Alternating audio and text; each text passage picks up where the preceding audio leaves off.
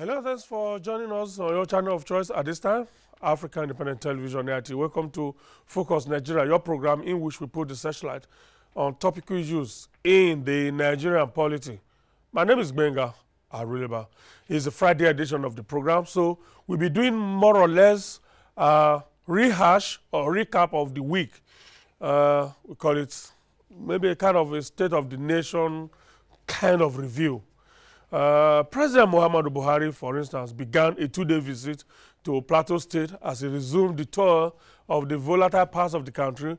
A tour he began on Tuesday when he visited Taraba State, but suspended the visit to enable him attend the Ghanaian independent anniversary, 64th anniversary really.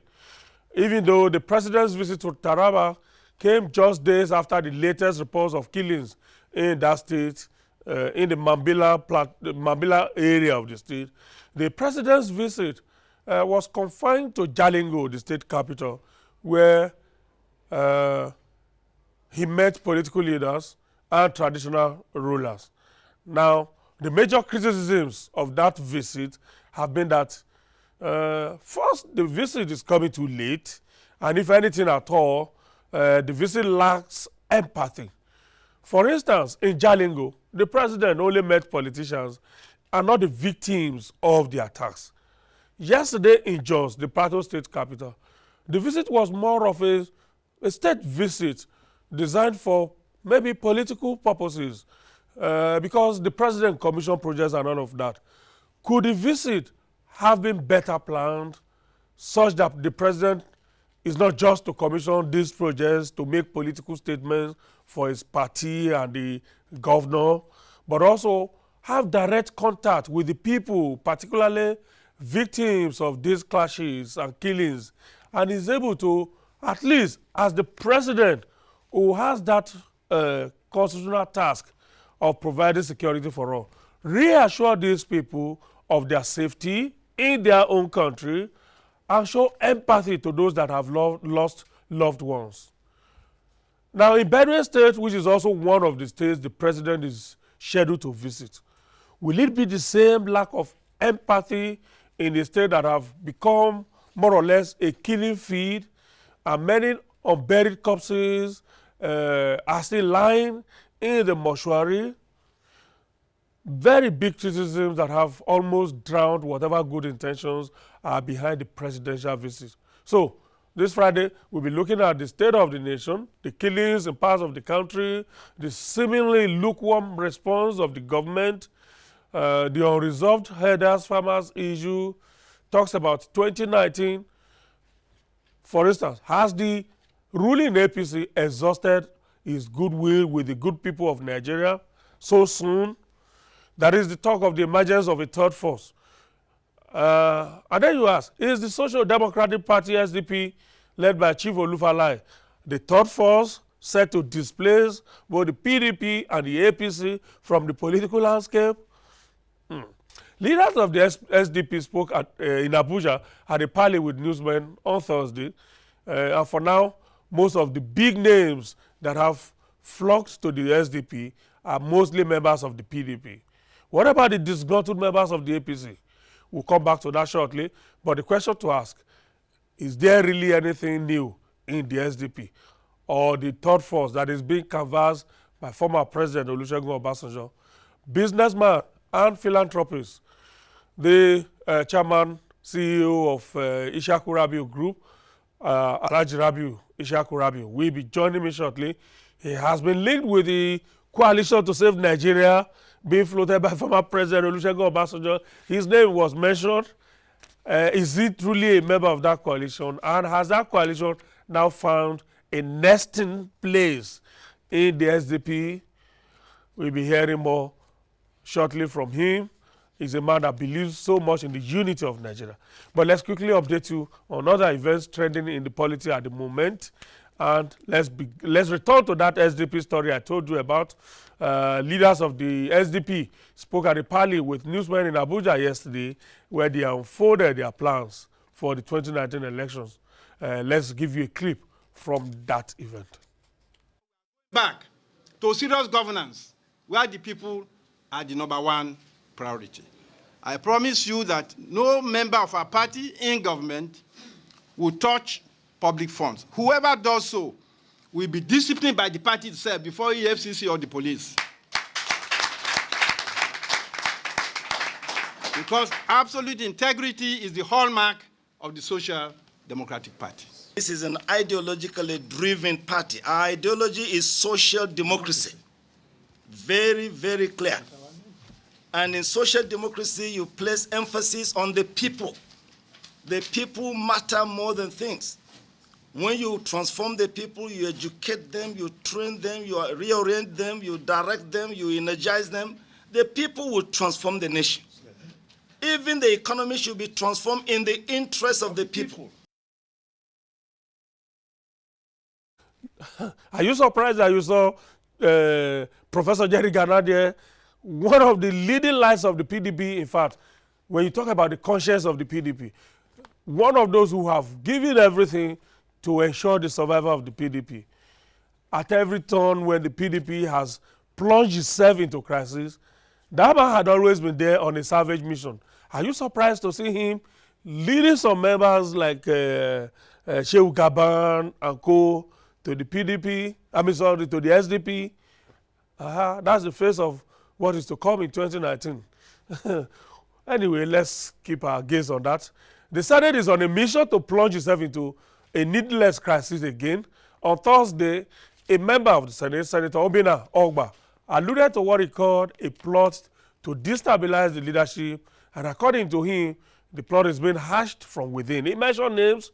The senator said he has proof of the plot and the senators involved, and he has documented all of these in the report which he laid on the table, after which the Deputy Senate President, Ike Ekweremadu, who presided at Thursday session, referred the issue to the Committee on Ethics and Privileges for investigation and to report back in 2 weeks' time. I'll talk more about that, but let's listen to what happened in the Senate first. I had reliable information that some people are already planning to destabilize this Senate, including the Senate leadership, by organizing demonstration of which money is already exchanging hands. Mr. President, I believe that all of us are all leaders in this country, and anybody who sees anything that will destabilize the country or the Senate or even the democracy should avoid it. As we are here, if there's any issue that is going on, you have the opportunity to raise it. Not to go outside the chambers to start planning civil organizations, market women, to come for a demonstration against the leadership of the Senate. Mr. President, I want this matter to be investigated properly. I have evidence to show what I'm saying. There's a telephone discussion going on, which can also, any other person can also print it out, between distinguished Senator Abdullah Adam and some other people. Mr. President, this is a very serious issue. We've received this information from Senator Ogba. So for whatever it is worth, I think we'll appropriately refer it to our committee on petitions to look at, and then report back in 2 weeks. Thank you.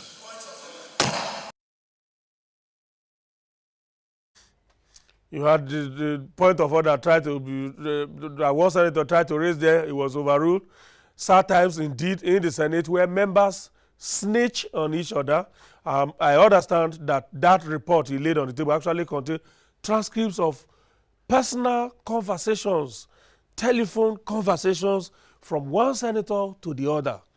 That's how the Senate has become.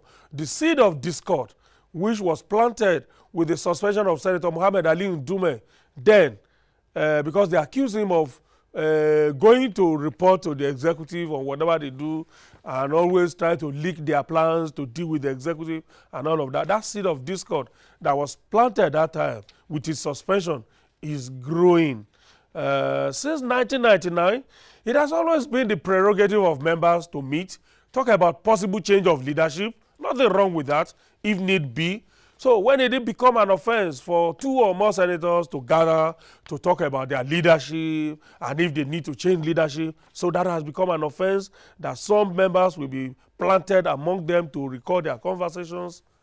The 8th Senate is truly on the path of perdition if it continues this way. Anyway, it's their business. Let them do it the way they want. Some of the issues we have been able to track for you at the moment. Our discussion is up next. Businessman Alhaji Ishyaku Rabiu Ishyaku will be joining me after this break. Has he thrown his hat in the ring? Is he now a full-fledged politician? I don't think so, but he's still very passionate about Nigeria. We'll be talking more about all of that shortly after this break.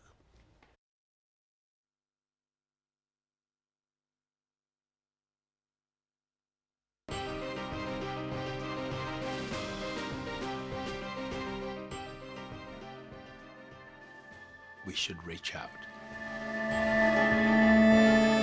and work in partnership with civil society, with the private sector, with foundations, with philanthropies, focusing on the need of the individual. Yes, states are important and their concerns are important, but at the end of the day, it is the citizens and the individual needs which are important.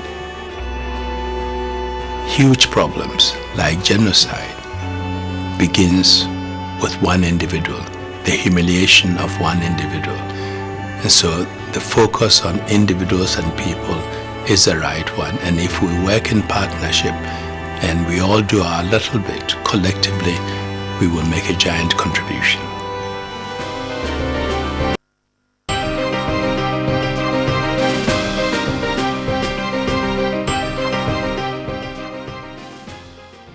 We see a completely non-racial society.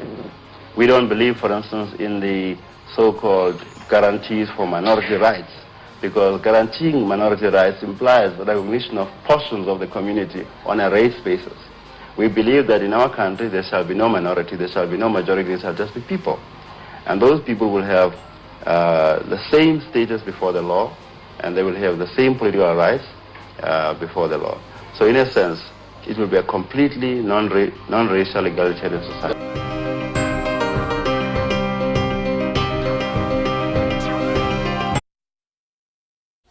Okay, if you're just joining us, a very warm welcome to you. It's Friday edition of the program. All right, just before I introduce my guests, let me give a quick update on the Ishyaku Rabiu's case that we have put on the template since last week. I got a call from him late evening yesterday. The major obstacle that needs to be cleared now is that, yes, the Nigerian ambassador in New Delhi went with Mrs.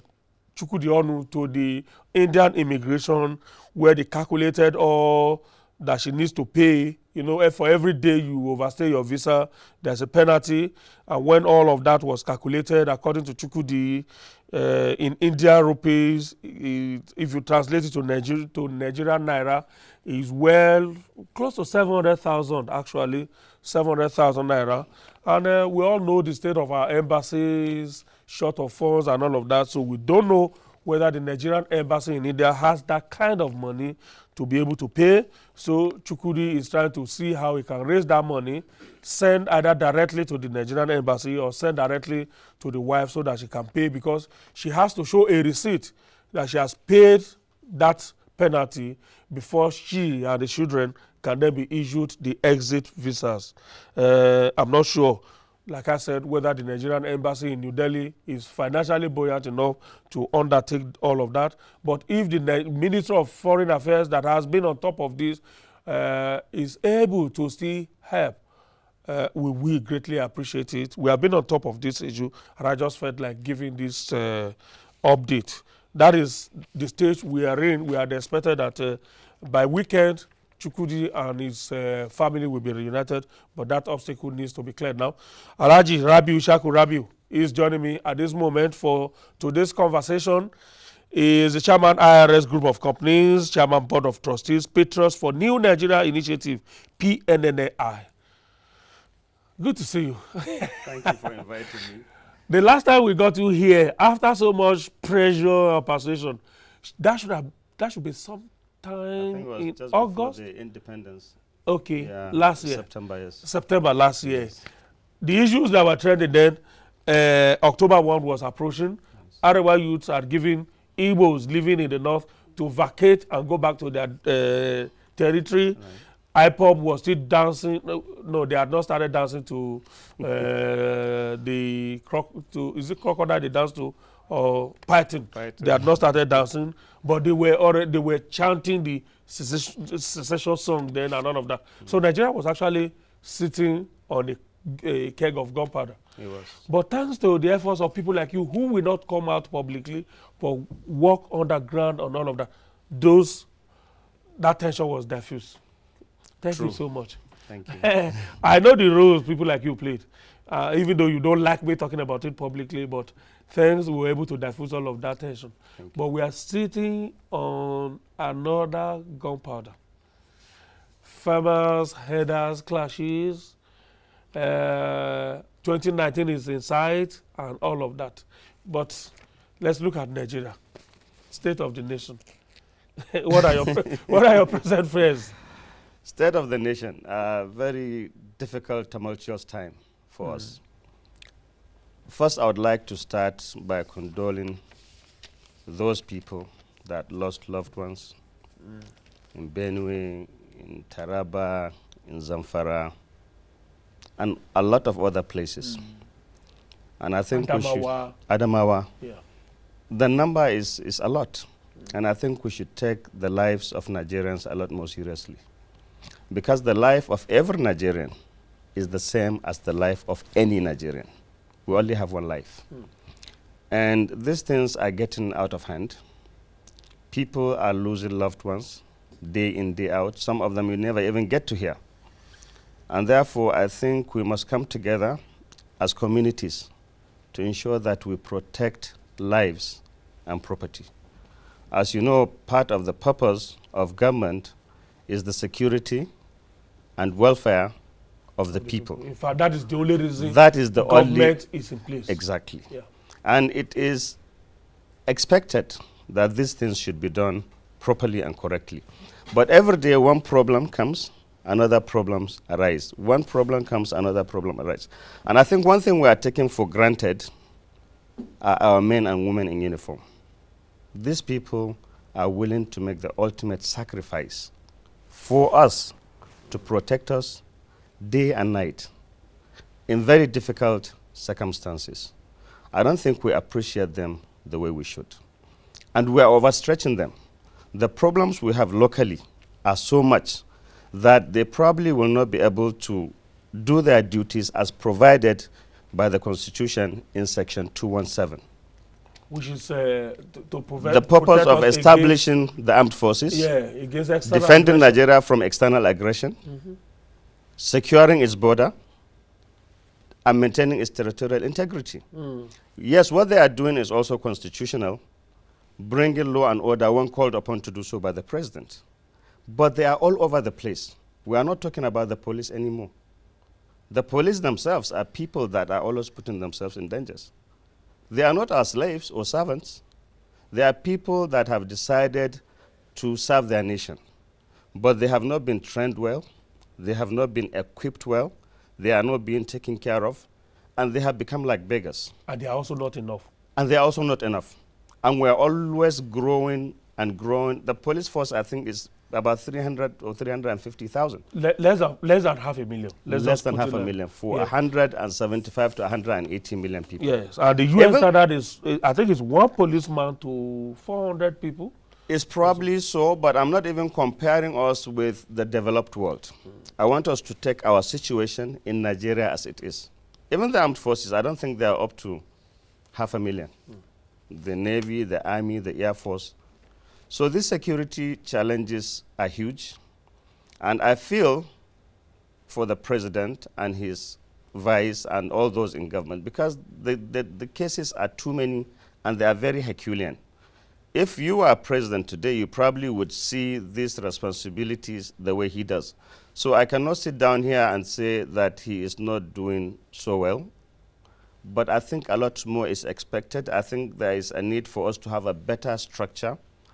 I think the issue of devolution of power is very necessary, where you will have direct contact with the people in the area of security, in the area of welfare, in the area of education, and so on and so forth.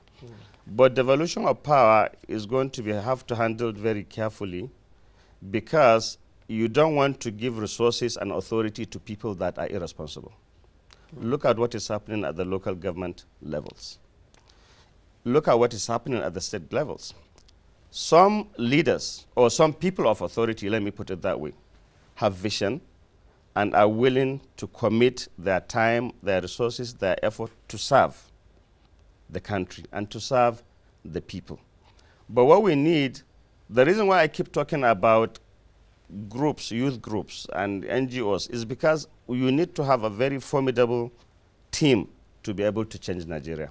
We have so many groups that think that they can make Nigeria, change Nigeria, but it's not possible. Nigeria is 180 million people. If you put these groups together, then you probably can start doing something that will be felt. Because it's expensive, you need money, you need strategies, you need logistics, and it's not possible. And people think it's possible, but it's not. So we must have to have a way of coming together, regardless of our diversity, to use that. America, it is what it is today, regardless of the kind of cultures and people they have, because they put America first.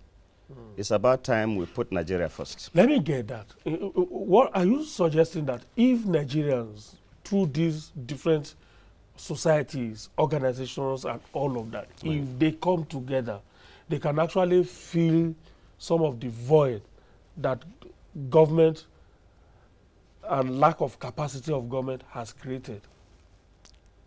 I believe so. I just want to try to get... Well, the issue is that we look at government as a different entity. The government is the people. Yeah. You and I today can go into elections and be in government. Right now we are citizens. But what we should do is try to be true to the provisions of our Constitution, especially where it talks about fundamental objectives and directive principles of government policy, where we respect the Constitution and abide and observe its provisions.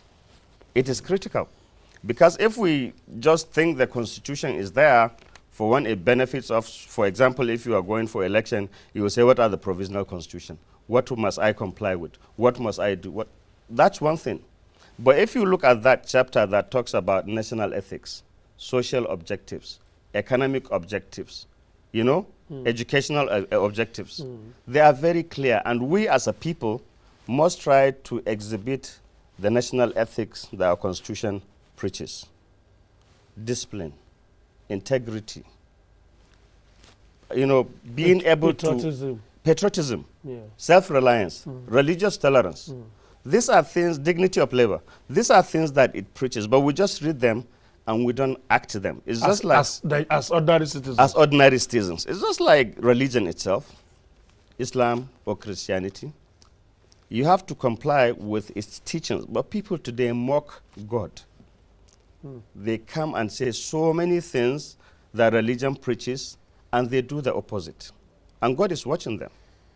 In these killings, be it Muslims or Christians, Islam says that if you killed one soul, it's as if you have killed humanity. The Christian says, thou shalt not kill. But we still go ahead and do it. I don't understand. Particularly unjustly so. Unjustly. I don't know what is bringing this about, but I think our humanity should be better. I think if I killed somebody that I don't identify with, it's the same as killing somebody I identify with, because that person I killed also has brothers and sisters and parents, and he's loved and cared for, regardless of his status in the community. But I think more importantly is that we have to really, I don't know how to say it, but it's not restructuring Nigeria, but we have to restructure how we govern, and people have to be part of the process. Like the Constitution says, the participation of the people in their government shall be ensured in accordance with the provision of the Constitution. It also says sovereignty belongs to the people of Nigeria, from whom the government, through the Constitution, derives its powers and authorities. Yeah. Therefore, the people are critical to what happens to them. And they should be accountable to themselves, not only to government. The government is there for the people. That is their main objective. Because the Constitution says that all people and organizations and the government exercising legislative, executive, or judicial authority must observe and comply with the provisions of the Constitution. How much is that being done? The Constitution is very clear, and I think we are not really applying its provisions the way we should. I'm beginning to understand your point now. A lot of people see the Constitution as just containing things the government should do. Absolutely. They forget that there are copious provisions of the Constitution about citizens' responsibilities, citizens' duties and obligations. Absolutely. That's the point. That is correct. Even you, the media, are there in the Constitution. Yes, the media has its own responsibility. Section 22. Yes. Gives you it shall be duty the responsibility of the media exactly to hold the government accountable to the people. But there is also a problem when it comes to the media. I'm sorry to say. The way you project what you project must be, yes, asking government to be accountable, but it must be positive. Yeah. It must encourage unity. It must resolve issues, because the media is very powerful, extremely powerful. And 80–90% of what people see in the media, they believe. That's correct. You don't know how influential you are. If you sway to one side, a lot of people say, yeah, Benga is right. But it depends on how you say what you say and the way you say it. So I think we have a lot of challenges. Look at the issue of the farmers. By the way, the issue of Chukwudi, I'm very pleased AIT did what it did. It shows Nigerians are loving and caring. And Chukwudi's issue should be a wake-up call for other Nigerians. We should go to other countries and do things that are legitimate. But we should always try to respect their laws. If you don't respect their law, if they do what they do to you, it's your fault. But look at how Chukwudi went through so much agony with his family, his children, being separated. You can imagine such a young man being separated from his entire family, wife and 3 children since last year. Absolutely. So I will use this opportunity to call on the Ministry of Foreign Affairs through the embassies to try and ensure that Nigerians living all over the world do comply with the rules and laws of the countries they live in. Because at the end of the day, it's not they themselves that will be spoken of. It's Nigeria. It is Nigeria. Yeah. And it's one of the responsibilities of the citizen to promote the prestige, power, and good name of Nigeria. That's what the Constitution says. Therefore, if we don't do this and things keep happening, it's a problem. The issue of the farmers and herdsmen is something that is unfortunate, because we have not really taken advantage of that industry. I need to okay, let's start with that issue now, because it's a complex issue. I'll be looking for people who will be probably pan-Nigeria in their suggestions to this problem. Because for me, what I see here is a competition for resources. Right. The headers are as important to the economy and the growth of Nigeria and survival of Nigeria as the farmers are. Right. Because, except we are trying to deceive ourselves. We cannot overlook the fact that for years now, the competition for space between headers and farmers have become very stiff, particularly with what is happening in the Lake Chad region. Right. That is drying up. The header has been hard pressed to find space for his herds and all of that. Right. Yet the farmer too, that also survives on farming, needs the farmland and all of that. But in trying to find a solution, isn't there a way government can strike a balance that is favorable to both parties? and it doesn't lead to killings. It doesn't result in this mutual suspicion that, oh, you are after my land, you want to kill, or it is a continuation of the jihad and all of that. You know, this issue of herders and farmers has been very much misunderstood. It's not the fault of the farmers, neither is it the fault of the herdsmen. It's the fault of leadership. It's lack of vision and lack of commitment. Even before independence, in 1954, the colonial masters had what they call the Fulani Amenities Proposal, when they saw the issue of population growth and urbanization and all that. By 1964, as you are aware, the Grazing Reserve Act was in place, and by 1965 it was law. And 415 grazing reserves were identified, out of which 141 were gazetted. But unfortunately, 1966, the military coup. Yeah. And that law just disappeared and nothing happened until, I think, 1976, the Dasuki reform of local governments. Yeah. Went through 1978, and then the Land Act, the decree of the military government, where land was now handed over to the states. And we kept on. The federal government, I think, made some intervention in the issue of this livestock development in 1976, I think, 78, I think it was, the first livestock development plan. And then in 1986 or 84, the second phase came in. 1990 never happened because of the military rule and the sanctions we had around the world. But I think this problem became what it became because the leaders at that time failed to see the opportunity that existed in this cattle business. From the pasture they eat, to the milk they produce, from which you can have yogurt, butter, cheese, to the meat, protein, you know, you can get. From their hides and skin is money, their horns, money, their blood, which you now powderize and put in animal feed is money, their brain, which you use to make ointments for, what do you call it? This industry, the women industry, I don't know how to describe it. So but their droppings, cosmetic, exactly. Their droppings, anti-aging cream, I think is what they use for the brain. Their droppings you can use to generate electricity and also grow food. Yeah, organic. Organic food for that matter, which is very popular today.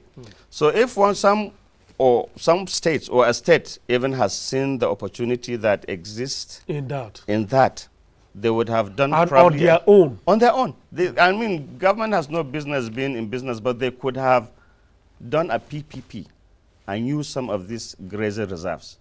We've had support from the World Bank, from other organizations in developing these grazing reserves.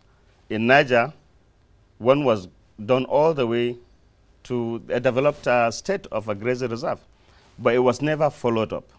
And this is an opportunity that will create employment, bring IGR for the states, bring prosperity for the people, put these herdsmen in one place where they can have education, where they can have housing, where they can have healthcare, and we would have done something to improve our situation in Nigeria. Today, most dairy products like milk or yogurt is being imported. No, maybe not yogurt, but milk is being imported. Cheese is being imported.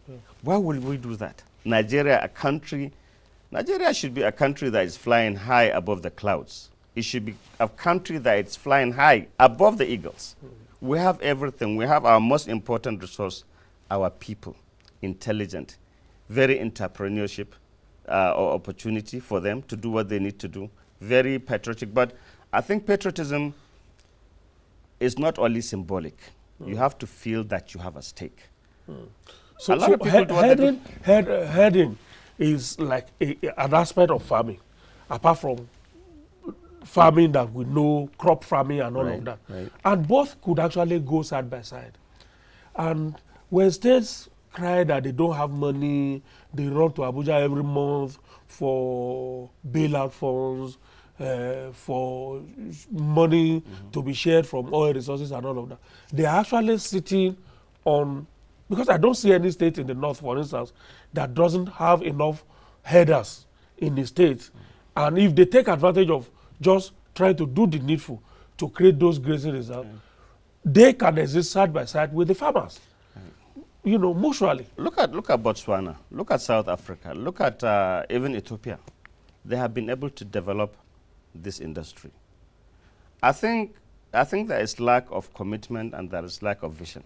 And I think government should be run as a business. Look at what is happening in Lagos. People talk about Lagos having so much money. The state just did about $1 trillion naira budget. Yeah, with but you just look at that part. Already the NBA, I think, has sued Lagos for increment of taxes, which I understand because we just came out of recession and people are really suffering and poverty. We are the poorest country in the world today in terms of per capita GDP. But Lagos is working. I think Lagos is a state that others should try to emulate.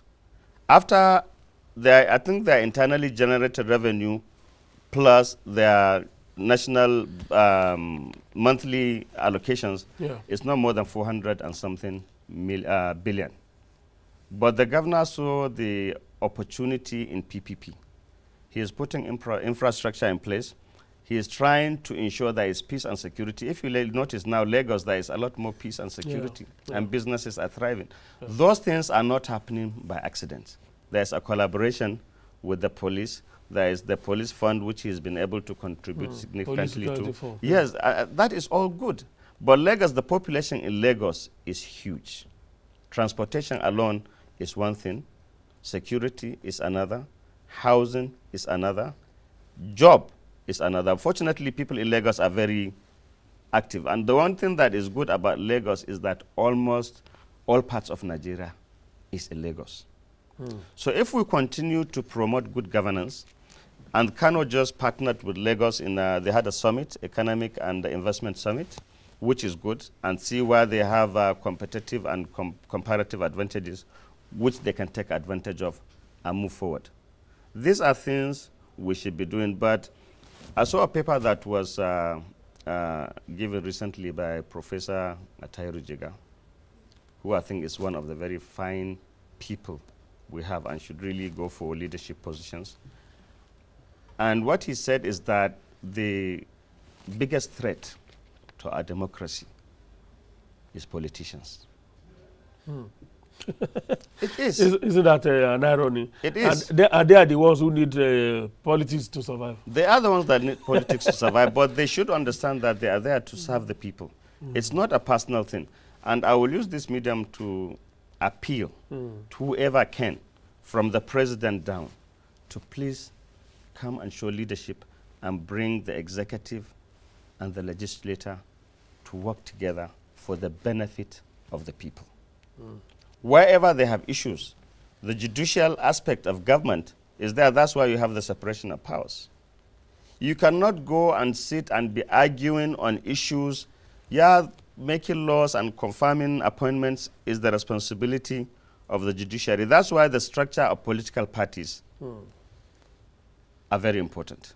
Because if, for example, APC, in conjunction with PDP, had an understanding before executive maybe does an appointment under a political party arrangement. Okay, we're appointing so, and so. These are the reasons. This is a person that have an impeccable record. He is committed. He is clean. We need to fight this or do or that. And agree. By the time it comes to the National Assembly, it's important. And one thing that is not happening today, I think, is engagement of members of the political parties. You cannot get elected into the executive or the legislator and think you are on your own. You used a platform to get there. Yeah. So that platform you are using should guide you as to what you should do.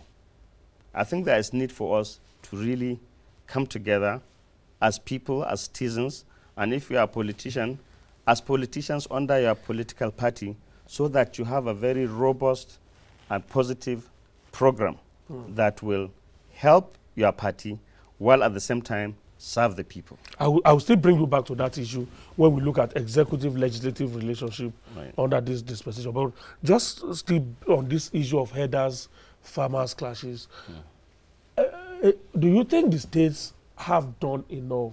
Some states, for instance, have come with anti-open grazing bills, like you have in Benue, which sparked off that round of killings. In Taraba, because it was going to do the same, the government has put it on hold. It was like those state governments were just looking at the problem from the perspective of, oh, we are an agricultural state. And the focus was just to protect the farmers alone. Forgetting that wherever you have good pasture, you will definitely have herders. And that some of these herders should probably also be encouraged. And if you also make provision for them, they will contribute to the IGR of the state. But it's like those states were just looking at it from the perspective of just one side without looking at the other side and all of that. And then the federal government's idea of colony too has also received some mixed feelings. When you talk about colony, what comes to people's mind is that you are after the land. You want to take land from people forcefully and donate to another people for their own business. Why should government take my land, for instance, because it wants to promote another person's business? The government has not properly communicated what it meant by the ideas of, cattle colonies and all of that. Right. I think, no state can survive in isolation. We are a federal republic. We have 12 political zones, and we have 36 states of Nigeria. I think this is where leadership is required. When this problem started, I would assume that the governors should come together, including the Benue State governor, discuss these issues. We have people being killed. Not your people, not my people. We have Nigerians being killed because we are all Nigerians. The Constitution provides for us to have full residence right all over the place. What can we do? Engage the Miati Allah and other associations that lead these herders. I haven't heard anybody even speak about sitting with these organizations. Look at the benefits we can do. Okay, Benue, you have lush green areas, these people coming through and they are affecting the farmers. What do we do? How do we help your people? We have grazing reserves. Okay, what about if we arrange for the federal government to have an intervention arrangement where people from Benue can grow pasture in a modern way, cut it, belt it, and ship it. And sell it. Yes, and sell it. You provide employment, you provide peace and security, and you grow your economy. So in addition to having to grow yams and other crops, you can also grow grass. You can grow grass. And accommodate the need of the Fulani cattle area. And engage the Fulani. Look, this is something that is historical. You cannot keep going around. You don't even get what you should get from your cattle. In Brazil, I have seen a cow that produces 40 liters of milk a day. Our cows produce a maximum of 1 or 2 liters, with the exception of the ones that are now being modernized through. Yes. Yeah, maybe in the Obudu round. Exactly. There's a cow I saw that was almost 800 kilograms because of fattening. So I have not seen a one-to-one engagement between and among these governors, because it should be their responsibility. If people from Taraba or from Jigawa or from Borno get killed, it is the fault of this chief security officer of the state, because you must protect your citizens in and outside your state. Sit down with Benue, with Taraba. All I keep saying is people going to pay condolence visit. Will that bring the dead back, or has that stopped the killing? It has not. So I think there's failure of leadership. There should be pain and agony and worry that people are being killed. And it's not your people and my people. I don't think that is really a nice way to approach this problem. I understand the Benue State governor's concern. But shouldn't he have positively looked for solutions to this problem? Yeah. Isn't there a way to accommodate the large numbers of cattle that is in that state because of the conducive environment? And isn't there exactly take advantage of it and make money for the state from it? Exactly. It's lack of strategy. Yeah. A lack of planning. Because when you say outrightly ban to this, you are actually saying that we don't want to hear. Exactly. And is there any state in Nigeria where you don't find cattle? Nowhere. Is there any state where you don't find cattle? Nowhere. And I think now an opportunity has reared its head. I think people are looking at the opportunities in this industry, and I think government with its policies will probably come up with an intervention fund that will build this industry in such a way that we will benefit in job creation and in empowering our people and in bringing this Fulani. It's true that most or part of the killings taking place is by the Fulanis. But how did that come to be? These are people that have been neglected, that are ignorant, that probably have become poor as a result of cattle rustling. And in the process, you have criminals joining them and kidnapping and doing all kinds of things. So I think one other thing we need to do is we don't look at this issue as Fulani issue or Fulani, killer Fulanis or whatever. If we start doing that, then we'll start attaching every tribe with a crime: armed robbery, assassination, human trafficking, drug trafficking, fake drugs. Every day you have all kinds of things happening. Are you going to say, okay, this is the problem of this tribe, this is the criminality of this tribe?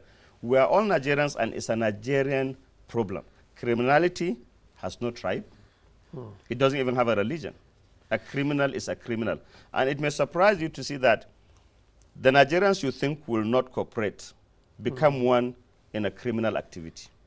The other area they are very passionate and they become one strong family is football. So if we will try and look at our children and children's children and the way we will be written in history, we will try to plant trees that we will not enjoy the shade of. We will try to come up with policies and programs that will help the public and the people that have elected the officials that are representing them. For me, I think if the governments across board, particularly the state governments, can make the intervention they are making in areas of, okay, we see how the government is intervening in rice growing, in other areas of agriculture. If the same intervention can also be made without thinking that the Fulani man is doing his own personal business. If I've not seen any state government in the north, for instance, that have tried to say, okay, we want to be planting grass for the purposes of taking care of the need of the herdsmen.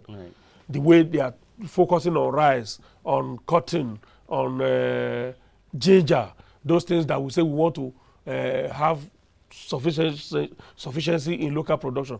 If they also give the same attention to, okay, let us also grow grass, because grass is essentially what the pastoralist is after. If governments too in the north also give the same attention to that, okay, let us also give intervention in that area.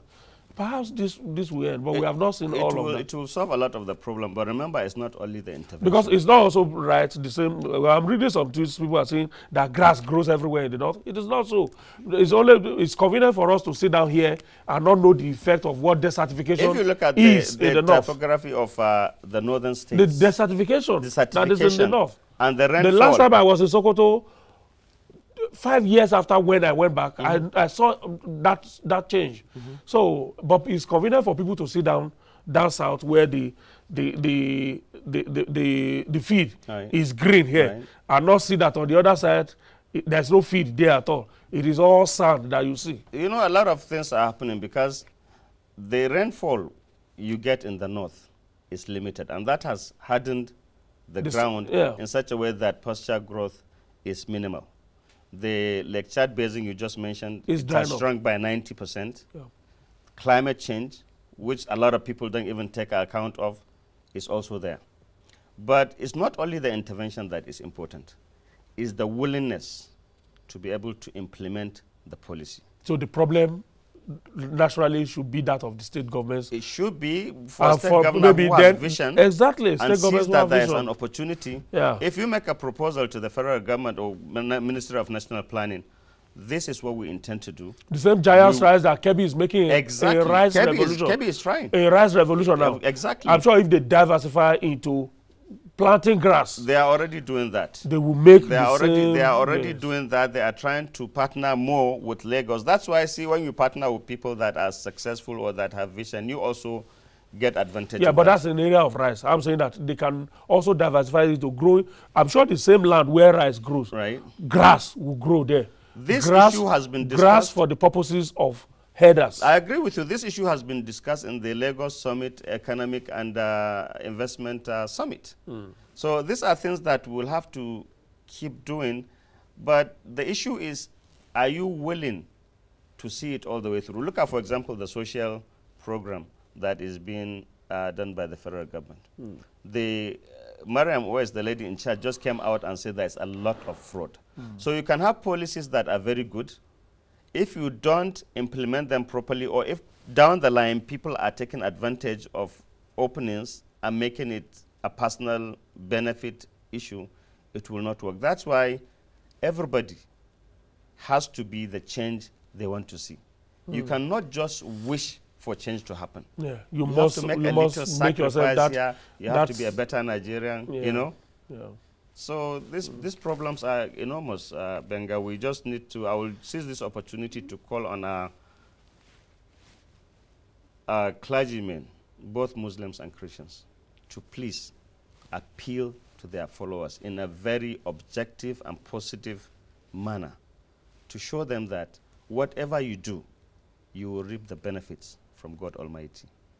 And whatever you do to reduce or to mitigate killings is a good, godly thing to do. And whatever you do to help humanity Whatever you will do. also be recorded But I'm in your afraid our credit, humanity in your is- credit or deficit account. in It will heaven. be, but probably people just say these things, they don't believe it. People do things today as if they will not die. And if they die, as if there is not going to be accountability. In heaven, where your credit and debit accounts are open. And you go and steal money and think you can do godly things. Our time is fast, President Alhaji. And yet, I must ask you, are you in politics now?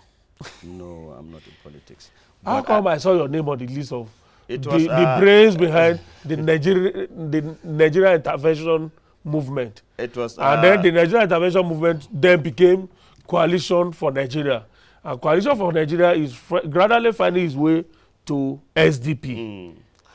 It was a misconception. It was a mistake. They have admitted to that. People were mistaking your pan-Nigerian views. Yes. Well, I met with them and we discussed, just like I met with a lot of other groups. Revive Nigeria, Nigeria First, Got Me. There are so many groups, but my effort or my desire of association with these people is to be able to bring them together, to have that formidable group so that we can participate in the process. And the young people, look at the percentage of population we have in young people. They have already lost hope in Nigeria. So I think we really need to come together, not as politicians, but as Nigerians, to try to promote togetherness and well-being and welfare of Nigerians. One other issue that is important is the issue of state police. This is an issue that has been raging on for some time. My fear of state police is just like the constitutional provision of state independent electoral commissions. Take note, any state that has a governor of a specific political party in power ends up winning the local government elections 100%. Including wards where you have... Including even where wards you have don't opposition. you know? So what do you think will become of state police if they are If governors totally... have- So it's something that I think we should do in a manner that will not give undue advantage to politicians, but also give security and peace to the people. and still give the governors some kind of a say in security issues in their states. Well, as far as I'm concerned, I think if you devolve power and you do state police, I think you also must look at the issue of immunity for governors. They can have the kind of protection they need so that their job does not get affected, but they should also be held accountable for actions or inactions that affect the state and the people. The constitutional amendment issue is a huge deal, so I don't know, the National Assembly should look at all these issues. They can also do it in conjunction with the governors and the federal government. They should discuss all these things because we're all stakeholders. It's not something that they will sit and decide this is how it's going to be. All right, Alhaji, our time is not fast spent, it's completely spent. Interesting. Time flies when you are saying very good things. Well, you are saying good things, Jenga. No, you are the one saying good things. Okay, we'll not argue. We'll agree as Nigerians. Thank you so much, Alhaji. I really, really appreciate your time. I you. don't know when next I will have the opportunity of holding you down and not you telling me that, oh, I'm not available now. I hope that will not be too long. I want because you to 2019 is around the corner. No, I want you to go deep inside. Oh, by the way, there are people like the JAM Secretary General. Oh, that we should celebrate. We should celebrate him. All right. I think it's a great Nigerian. And there are many of them that we just don't get to hear and celebrate. Thank you so much. God for people like him. That's Professor Ishyaku Rabiu. Yeah, already. Thank you so much, Alhaji. Alhaji Ishyaku Rabiu is Chairman, IRS Group of Companies, Chairman, Board of Trustees, Patrons for New Nigeria Initiative. Thank you so much. I appreciate your time. Thank you.